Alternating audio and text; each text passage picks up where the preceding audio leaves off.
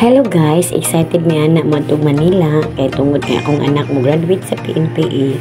So adto mi matulog dahan sa Tagbilaran tungod kay sayo kayo among flight. So tanawa na among bag guys, ready na for 1 week. Layo man gud guys ang among balay gikan sa Panglao o sa among lugar. So mao na manigapon gajud mi sa Tagbilaran City. So kana mo na among sak-an sa Bipistia. Tungod kay member ko sa Bipistia Teachers Co-op. So makabarato mi. So di mi matulog. So para maka-early mi in the morning kay sayo among flight. So nice kadyo ang place guys. Barato pag yun. So mo na amuang stayhan sa Tagbilaran pag mana mi diha. So karon ang tungod kay sayo ang flight di matamig sayo, ready na kayo. So 3 o'clock in the morning kay nami gi-contact nga bao-bao nga sakin paingon sa Panglao kan nagabihay nami ani guys paingon sa Panglao kay layo pa man ang Panglao to Tagbilaran City. So excited me early in the morning 3:30 nakabiyahe nami paingon sa Panglao. So nami gi-contact daan mo nang sayo ka mi naka adto og Panglao Airport. So mingap ka jang dalan guys no tungod guys sayo pa kay na sa oras sa buntag or kadlawon pa na siya guys. So kana doon na jud niya sa Panglao guys. So pag-abot na mo perte pa kami nga pipila pa kabuktaw ang niabot. Bahala na laman basta secure ta sa atong flight kay kung malangan ta saon na laman asa man taig asa man ta og ikuan itapal sa ato ang pamasahe di abaga jud di ko katambo sa graduation sa anak. So tungod kay first time mo biyahe nga matutag nila kay kasagaran man tuming Manila kay uban among anak na mo facilitate ang siya among buhaton sa airport.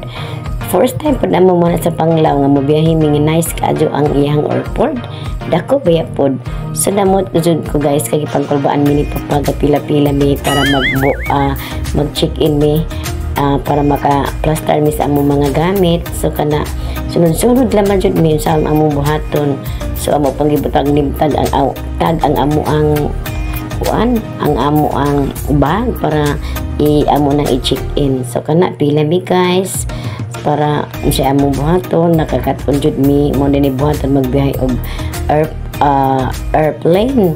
So among bag itibang na i-check in na. So mo day nang kuba-kubaan ta guys kay daghan man jang mga chichiburitsi kuti kadyo need po kadyo og valid ID. So mo ta mo biyahe ta importante jud ang valid IDs. So mo na i-plaster ng amo ang mga bags. So karon mo na mig-check in.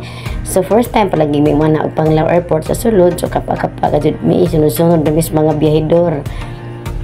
So second floor man day ang amo ang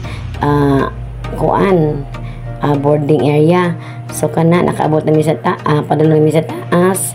So excited gud mi in town nga excited nga kuba kay mo tumig Manila nga kamera mo biyahe. Mo't ka guys kay kanilaging first timer pa mo biyahe nga walay kauban ng mga anak. So mo lagi magmasid-masid naman jud ta sa atong buhaton. So kana guys na nami sa board area. So nanindot kadyo ang airport di ba? Dako biya pud ang Panglao Airport nice pud siya. So mao nang among gibuhat mag-observe magbantay o sa maayong buhaton ang pingan nga ato ang mga gamit o mobiyahe ta. Padulong na biya na guys ng musulod sa airplane. So nice kadyo no. Indot ba dyan po ning mobiyahe ta pero kulba po ding experience na to kung dili jud daanad mo biyahe kulba adok-adok gamay. So mao na gud nang mas may gid po ning maka-experience ta. So kani guys pasulod namin sa airplane.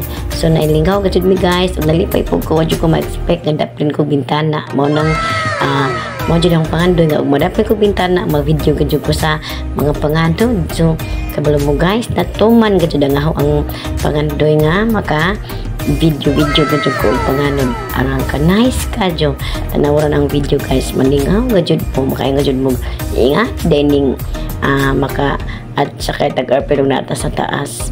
So ako ingana ngising-ngising gud ko pero kulbaan gud ko kasi felt me kay siyempre ang taga Cebu Pacific baya maghatag na sila magpamaagi unsang mong buhaton kung simba ko magkainom sa airplane pero mo nagsamot ko kakuba.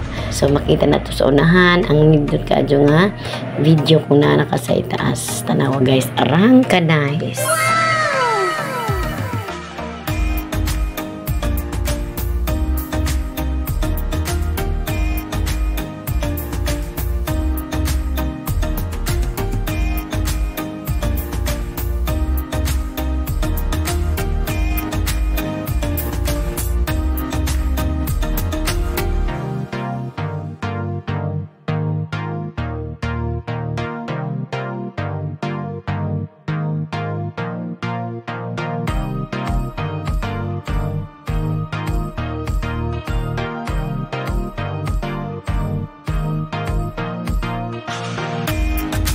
O diba, nice kayo. So kana, hapit na may maabot sa Manila. So na sa part sa Luzon.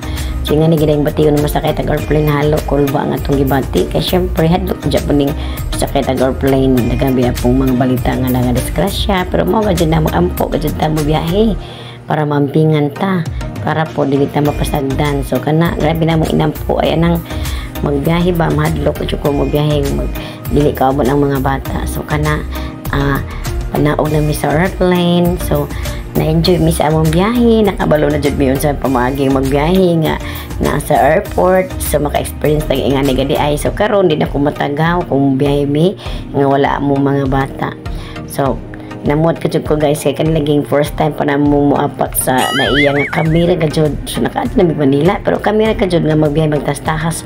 Sunod-sunod in taon mi sa mga biyahedor kay nag-uul ko kung amo ang baggage asa na paingon. So sunod paper team na nang layo ari nang gikan sa boarding area paingon sa pagawas ka sa airport. So karon mao din ang experience na mo di na jud ko matagaw guys kung mo adto mig Manila. So karon gahuat na jud mi sa among baggage dugay ka jud ni abot. So karon abot na jud mig Manila. Nalingaw jud ko pag tan-aw sa kuan mga building arang pag-asa pero perti kainit mao nang ato ang kalbaryo ani sa kasimana kuno magstay makalahot kay baka kung aperti man kainit.